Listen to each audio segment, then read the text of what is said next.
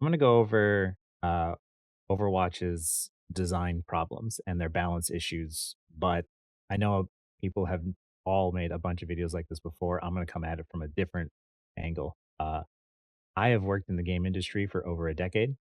Uh, I have worked as a uh, artist. I've worked as a systems designer. I have knowledge as to how these things work and function, and I also understand a bit then how how these designers work and where they're coming from. And I think the problem is that a lot of these people who are now balancing the game are looking at it the wrong way. And I see that when they're focusing too much on the numbers and they're not focused on the experience and how people, you know, feel, how the game feels to them. Because to me, there's a very big difference between a game feel designer and a game balance designer. There's the numbers and spreadsheets that, you can break down the math and try and find the perfect values of like how much damage something should do versus how easy it is to do. Uh, but there's a difference between that and like a game feel designer to me. I side more on the game feel. Feel is what matters to me most because that's when you press a button, does it feel powerful? When you do an action, do you feel like you were playing as that character and it felt powerful, it felt quick, those types of things. Uh, because feel is to me the most important part of game design. And that goes as far back as Mario and the Nintendo. And a lot of the things that I'm going to be referencing are the lessons that were taught to us already from Shigeru Miyamoto, the creator of Mario, because his lessons and the reason why he designs games all the same way and starts the same way is the reason why Nintendo's had so much success over the years. And Overwatch has aspects of that, but I think as time has gone on, they've gone away from that and it sort of leans more into, less into the actiony feel good side that was Overwatch originally and more into the sort of just press the button, it does the thing, and you just learn like how to cycle your abilities more towards like the World of Warcraft. And those two different communities are vastly different from one another. And this is the reason why you're seeing a lot of burnout from the same content creators, the content creators that I would watch as well, all at the same time. They're just not having fun anymore because the game is changing from what it was into something new. And even new content creators I try to find usually get burnt out on the game after just playing it for a little bit. And the reason why is because of the fact that once you figure it out, the gameplay loop and repeating the, game after game just isn't fun anymore. So I'm going to go over some things real quick of how to understand game design from a different perspective. Um, the first two go hand in hand. That is making something easy to understand but difficult to master. The reason why this is so important is because, especially in a PvP setting, is it matters that not only is it easy to understand from your player perspective, that you can jump right in, you can press a few buttons and sort of get real quick of like, oh, this is how this character works. It also matters because of the fact that if you're going up against something like that and you die, you want to make sure it's easy to understand how you died and how to avoid it. Uh, a good example of this is Tracer. The reason why she's her poster child, the poster child for Overwatch, and why she has been such a great poster child is not just her iconic appearance. It was because of the fact that her kit is so simple in terms of understanding what it does, but she is such a high risk, high reward character that there's so much potential there that watching amazing Tracer players play, the pros play that character is incredibly entertaining and it's so much fun. Uh, but it's also very easy for someone who's brand new to the game to hop on, pick that character, and play as her. Uh, they might not do as well, but that just shows how much like range she has. And that's the reason why somebody like her is such an amazing character that I think characters like her are what keep Overwatch alive. Uh, a, a, an example of someone that's like really bad at this is Brig. Brig is really powerful to the people who know how to play her and understand her kit. But let's be real, her Inspire is not easy to understand. Most people don't even know that it's there. And that part right there makes it really difficult because then at the same time, it there's it's hard to understand what your brig is doing and how she's being effective for you because of the fact that there's that sort of invisible effectiveness, that invisible passive that just happens as soon as she hits something. It's not immediately readable. And a lot of Overwatch, especially Overwatch 2, has these problems of things where it's not readable on screen. And so you don't know really what's going on or how to play around it. Uh, another example of that, not on the support side, is the DPS passive. That has actually made the game worse, and I believe increases toxicity because of the fact that you cannot see what's happening on screen and how effective it is at being helpful. Like, there's no way to understand, especially from a tank perspective, how often the passive is being applied to the people that you're hitting. And there's no way to understand how often it's being hit to you. That is one of the huge problems of Overwatch and Overwatch 2 and everything post season 9, and the reason why people are so frustrated. As much as we cite win rates, it's not going to help the fact that the game feels frustrating to play because it's so inconsistent. Um, so that leads me to the other things to talk about is like you want to be able to have control over your games. You want to feel like you're in control. It, control is a lot of different ways where it's a balance between giving players control to be able to do things, but also giving them moments of weakness, right? Uh, a good example is like Reaper's teleport. They originally Reaper had his teleport and he couldn't do it unless he was standing still. Now he could jump or be in the air and still use his teleport. So even though you give more control back to the Reaper, you're also then taking away the counterplay that someone like Lucio might have had on him. Uh, Lucio might have been able to get a successful boop in the past, but any decent Reaper can hit a TP back to get up on there. And most of the time, Reaper's TP is not used very often. So there's a pretty successful chance he will get back on. And that takes away sort of the rewarding aspects of the game in terms of being like, oh, I made a play. And a lot of Overwatch as time has gone on is being like, oh, we're going to give more control to the players, more control. But the thing is that all that control that we were giving to the players was a one-way street. We were only thinking of like, oh, more control for player one, right? But then we never thought to ourselves, well, how's this going to affect player two, right? And that's the problem that Overwatch 2 has is that you're giving control to players, but then you're also taking away their ability to make plays, which makes the game less fun and more frustrating. Uh, so that leads me to the next one, which is consistency. The DPS passive is an excellent example of a lack of consistency, right? We have sometimes who you're shooting at has less healing. Sometimes they have, more healing. If you are a tank player, especially if you are a tank player, you're playing up front. You're hitting, the enemy tank in front of you. They have their DPS behind them, and behind them are two supports, right? If you're a tank, you're sitting there shooting at these people, whoever you can hit. But because of the fact that you can't see your teammates back here, you don't know who's getting the DPS passive. You don't know who's getting hit, who has less healing. And because of the fact that the DPS passive affects people differently, even if we just look at it from like this perspective, right? Let's say that you, as a tank, are playing Junker Queen, right? And the enemy DPS are uh, a soldier and a tracer, right? And those are the DPS you're going up against. That's a lot of time that is spent where they are constantly attacking you and your team. Like every time a bullet hits you, you get hit with that DPS passive. But the DPS passive does not affect everyone equally because the heroes are so vastly different, right? So you could be sitting there getting peppered constantly by Tracer and Soldier, even if you play around cover the best you can. But you have a Widow on your team, right? And your other DPS is a Sombra, right? And now if you're playing Junker Queen and you're trying to make space, but your Widow hasn't hit a shot in the last, minute and a half, and Sombra's been invis the entire time waiting for the exact perfect moment to attack, it's going to you're constantly going to be dealing with way more as a tank because of the fact that you are receiving 20% less healing all the time, and this tank receives full healing the entire time.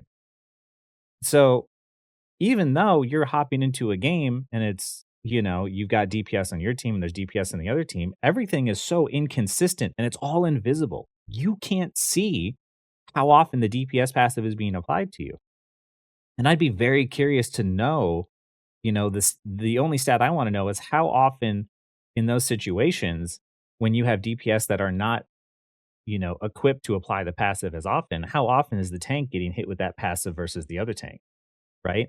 So no matter how much and how well you try to play, your DPS are going to say, "Oh, we don't have any space. The tank needs to do more." Because they're not seeing and they're not understanding that you are constantly getting a fifth less healing than the enemy tank is, and you're constantly getting pressured with way more hits than your team is. So, no matter how good you play as a tank, it's a frustrating experience because your kill potential is extremely limited, and you need to fall back on then hoping that your team picks up their slack and starts picking up the pace at some point. Now, this is what I mean by, like, Overwatch 2 has changed where they're just like, "Oh, instead of nerfing healing because nothing's dying, we're gonna give the DPS passive." And that kind of Band-Aid solution fixed things a little bit in season 9 because everyone remembers in season 8, nothing was dying. It was really frustrating because even if you got someone finally low enough to die, there'd be an Immortality to come out, there'd be a Suzu to come out, a Lamp, a Life Grip, whatever, and it'd be incredibly frustrating. So the reason why tank is frustrating is because your kill potential is so low most of the time. And then, okay, well, what do we do to counter that? What do we do to make it feel better for tank? It's just like, well, tank's just getting blown up because they're getting shot a bunch. It's like, oh, okay, so what are we going to do? We're going to buff the tank's health even more. We're going to make it massive. It's like, okay, well, they're really frustrated because then they get blown up, but then it also feels like they can't kill anything. So what are we going to do? We're going to micro buff, Diva's missiles, right? So we're going to give them more damage. So now they have more health and they have more damage, so they can just jump on someone and just blow up a squishy with or without the DPS passive being applied. When if you remove because of the inconsistency of that DPS passive, that tank is now playing with completely different rules all the time. And it's very difficult to balance around. So it's very confusing to me why instead of just nerfing healing across the board, they would do this. Because I remember in Overwatch 1, there was a patch where they just massively nerfed all the shields at once, and, like, that was okay, but now in the future, they're like, "Oh, we don't wanna do that because we don't wanna upset the supports," but truth is, healing did get out of control. Like, with the immortalities especially and how powerful healing was, especially AoE healing, it was too strong that nothing was dying, and things in an FPS need to die to feel rewarding. And because of that and all these inconsistencies that you're constantly bouncing around and playing around, it makes it very difficult to balance the game, but also just not fun to play. Like, I don't enjoy tank anymore at all, and I would play all roles. I played all roles in last season or season 10, season 11, whatever. I played all roles to like Masters 5, and I just, even winning, I'm not having fun anymore. And it's because things are so wildly inconsistent, and I understand what's happening. But I can still see my DPS who, like I said, are Widow and Sombra blaming me for not making enough space, and I'm like, I'm doing the best I can, but nothing dies if the DPS passive doesn't get applied. It's very different because if you're playing a tank and the DPS passive gets applied to whoever you're hitting and whoever you're attacking, it feels like they drop instantly. But if I'm attacking someone and the DPS passive is never applied, it feels like I can't do anything, and all I'm doing is just tickling the enemies. Uh, so that is what I mean by, like, the consistency thing. Players want consistency. Another great example, and a quick one that I'll go over, and I'll move on to the next point. Uh, Cassidy's flashbang. Overwatch 1 flashbang was consistent, and there were ways to play around it. You had control, and it was consistent. So even as a tracer main like myself, I knew I had options of what I could do. I could blink away from it, which was one option, right? I could recall it. I could jump at the last second in order to, like, throw it off, and you'd have to try and hit a headshot in the air. Um, I could just keep my distance because I knew it was, like, short range, right? And, uh, And yeah, at the very least, I had 4 different options of what I could do to play around it. Whereas when Magnetic Grenade happened and it had a hinder onto it, it was long range, it was inconsistent, uh, and the only thing I found that could work reliably is recall. So it became very frustrating. That's what Overwatch 2 has done is that you what the game that you used to remember, you had 4 different ways to play. And then now in the situation of Overwatch 2, I have 1 way to play. And I don't like that I only have 1 way to play. There's no mind game. There's no like back and forth between me and the cast of like, hey, I'm going to try and get you to bait your flash out, and he's going to try and bait my blinks and guess where I'm going to be and where I'm going to stand still. And now, even though I was up against a counter before, I still had a chance. Now in Overwatch 2, I only have one option, and that's if I have recall. And if I don't have recall, I just can't engage at all. It's the same for, Roadhog is a great example. There used to be counterplay options in Overwatch 1, and now there's no counterplay options in Overwatch 2. That's the problem. We have no control, we have no consistency, and it's very frustrating to play against. So that leads me to my next thing is counterplay. Overwatch 2 has less counterplay than Overwatch 1. That's the reason why it can be so frustrating because afterwards you're wondering, like, well, what could I have done better? Like there's so much inconsistency, there's so much less control, it's so much more difficult to understand. And it's so much easier to do everything because the projectile sizes got bigger, everything got buffed. Like Zarya's bubbles went from 2.5 seconds or 2 seconds to 2.5 seconds, which wasn't needed. They're like, we're gonna give Diva more matrix and more micro missile damage. We're just gonna buff everything. But the thing is like that doesn't, because now there's less risk, there's also less reward. And it also feels like there was less that you can do. Like there's less options because of the fact that, before you could take a risk because there was a chance that the enemy would miss and that you could make a play. But now, as in reference to like SK's video and when she was talking about Lucio, she can't make certain plays like she used to anymore because any decent tracer, because of the projectile size change, will not miss and basically just kill her instantly. That's what I mean is that we're taking away options by making it easier for players. And players having the sort of ability to miss, players being able to die more frequently were not bad things. But I think that changing things, after post season 9, the only thing I think that we learned from season 9 is that the game is better when people die more often and when people can make plays. Because right now, if you're a tracer player and you completely wipe out the enemy team, but the only person left is a roadhog, you can't do anything to counterplay him. In Overwatch 1, he had the advantage being your natural counter, but you could still technically bait his hook, outplay him, and kill him. But now he's got so many stats, and he's got so much damage reduction that there's literally basically nothing that you can do to deal with him. uh, you kind of just have to wait for your team to regroup. And that's the frustration is that even when you do well, there's situations where you can't do anything. So you have no ability to counterplay. So you have no control. There's no consistency. There's no way to master that situation. And there's nothing about this that makes the game better. Right. Which leads me to the final thing, which I flashed earlier. All of these things lead to the big main one that Mario was built on, which was you need to, on your death, you need to blame yourself, knowing that you could have played that better, right? But the problem is that it's very easy to blame your team in Overwatch, more so than ever before, because of the fact that there's so many hidden variables that people aren't understanding that they don't understand that the tank isn't able to make space because of the fact that the DPS passive is being applied to them more often than it's being applied to the other tank.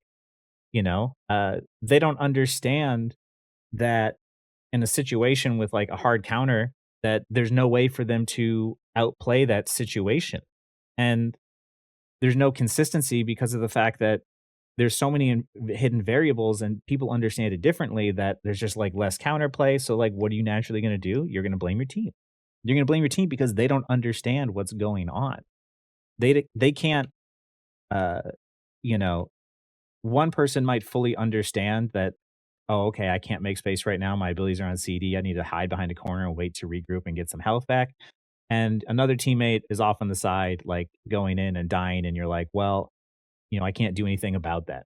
Uh, a great example of this is because tanks are so strong now, Overwatch 2 is technically 5v5 in terms of how many people are playing, but when one tank has the health of, you know, uh, of at least 2 people, if not 3, you're not playing a simple 5v5 because everyone knows that if you lose one little guy, you might be able to turn the fight, around. It's a 4, it's that point 4v5.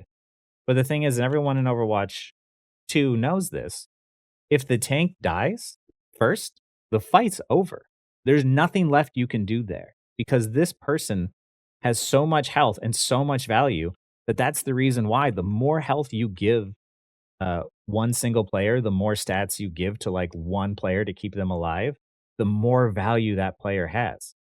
And as much as people might get frustrated by it, solo ulting to kill a single tank is always worth it because of the fact that they have more value than a single player, than a single DPS or a single support.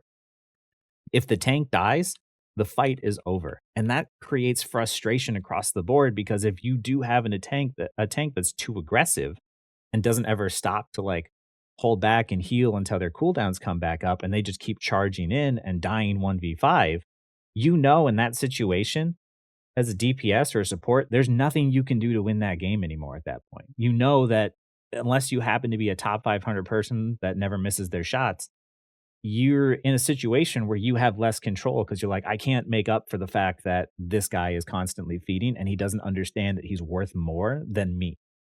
Uh, so all of these things all play together in terms of sort of ruining the experience of like what Overwatch 2 is. And I know the problem in the way that they sort of balance things is they always cite the win rate, right? They're always saying, well, the win rates say Arisa's not doing well. The win rates say Kiriko's actually not as strong as people think, but that's not true, right? Uh, I'm going to bring Kiriko in as an example because she is an excellent way in order to see how all of the things are done in a sort of one-dimensional, only focusing from one player's perspective. I think she's a terrible design overall because she's incredibly powerful. She's incredibly easy to do everything. And because of that, that's why players are bad at her. But in the hands of a good player, they don't enjoy playing her, but they understand how strong that she is. Now, when they cite her win rates as being low, that's because of the fact that TP to a player is very easy to do. And Suzu is very easy to do, but they're also very easy to mess up. If a player is in danger, a good player can look at a situation and say, I can TP and Suzu that situation and live, and a bad player could TP into any situation and just end up paying for it. Because TPing to someone doesn't have a lot of skill expression. You look at someone, you hit shift, it takes you there. It's very easy to do the wrong play. There's no sort of skill expression there. If I can only TP to my teammates, you know, then my options are extremely limited because typically, if you are playing and you're playing Kiriko here, you have your tank up here, and your tank starts to get pressured like crazy, and he's behind a wall, right? You could TP in, but if you don't understand that TPing in and Suzuing when your tank is out of position and he's getting hit by like 4 people at once, he's just going to blow up and die, and then you're going to blow up and die, right? It's very easy to do that. And your options as a Kiriko are to only TP to you or your other teammates, right? But now let's change it around a little bit. Let's say instead of being able to TP to teammates, up to like 30 meters, I think, or whatever it is, let's say instead you TP and you can TP through walls, but it's a fixed distance, right? Let's say it's only 12 meters. Not even, let's say 10. Let's say 10 meters because it's still longer than tracers, right? Now all of a sudden, yeah, you can't TP as far, who the tank over here is like 25 meters, but now you have the ability to play differently. Now your circle is here, but now the options of where you can go is greater.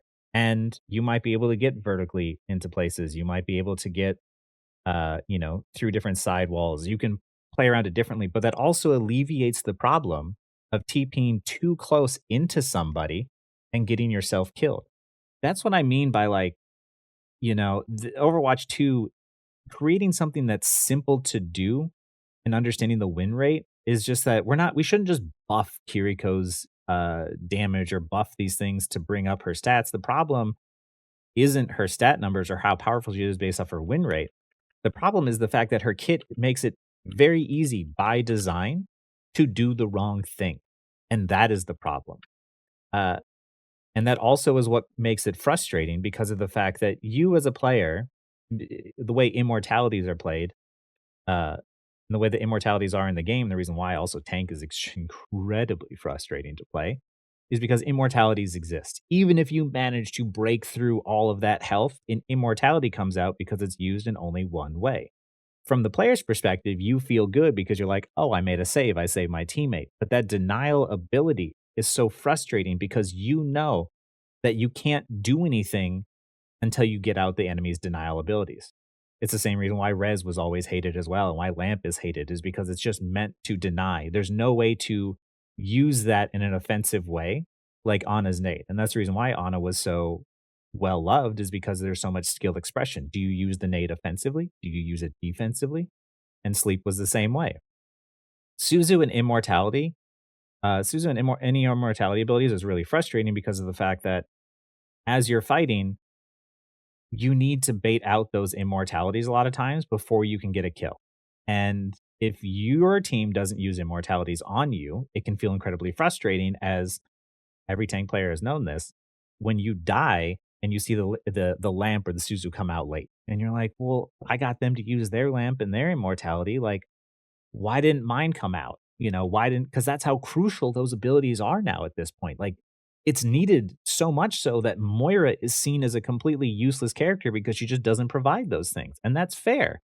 It's understandable. And it's really frustrating because then you feel so much pressure to play these very easy to use abilities because Lamp, Suzu, and Life Grip don't require any skill.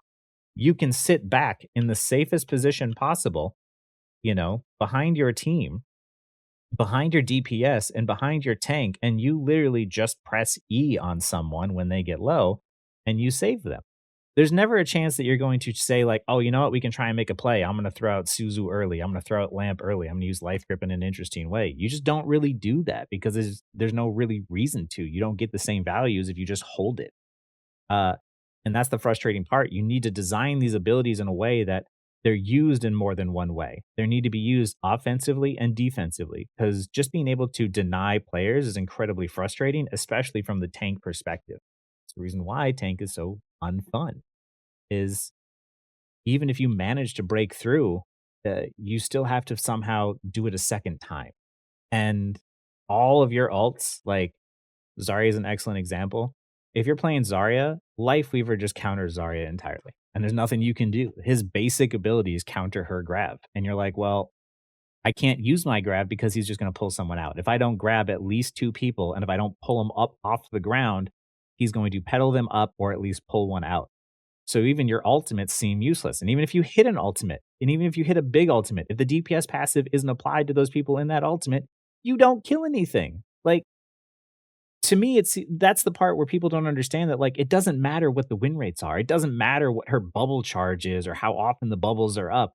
What matters is the fact that independently, as a solo character, she cannot kill stuff because of the fact that the enemy team has such easy ways to deny her. And she cannot kill things without the help of her team applying that DPS passive in case they're already getting healed. And Ana, at the very least, as much as people are annoyed by her purple nade, she still has to land her shots. There's a margin for error. You could also stand in front and block those shots by using your body. There's ways to play around, there's depth to her. Whereas if there's a Life Weaver who's standing in back, who's 30 meters back, but 8 meters high, like, he's just auto pumping heals and he's never going to miss. There's nothing you can do. And even at full charge, it feels like you're weak sometimes as you're like trying to kill someone without the DPS passive.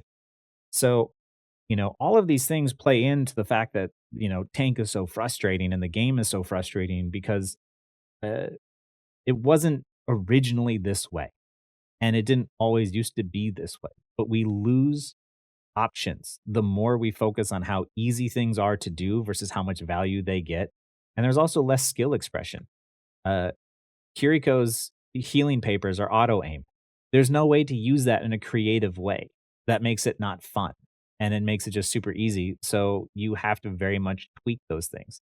Uh, in order to see like what's fair and what isn't. And it's very easy for someone like Lifeweaver who can never miss on anything, where he can either feel super busted because of the fact that there's no margin for error, or he can feel super weak. And there's really no in between. There's no way to find that perfect spot. It's the same reason for Roadhog and his kit. A lot of these characters are designed in a way that the problem is not the balance. You'll never be able to achieve the same things with balance numbers that you would with just changing the kit.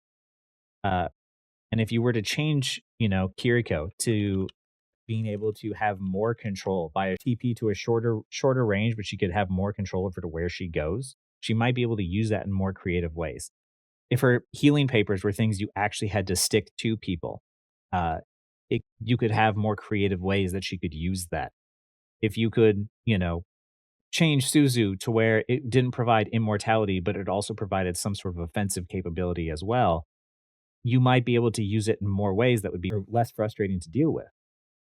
Because right now, the problem that we keep going back to is that all of these basic game design lessons that we have had for years, decades. This is what video games has been founded on. This is how they all need to be designed in order for a game to be fun.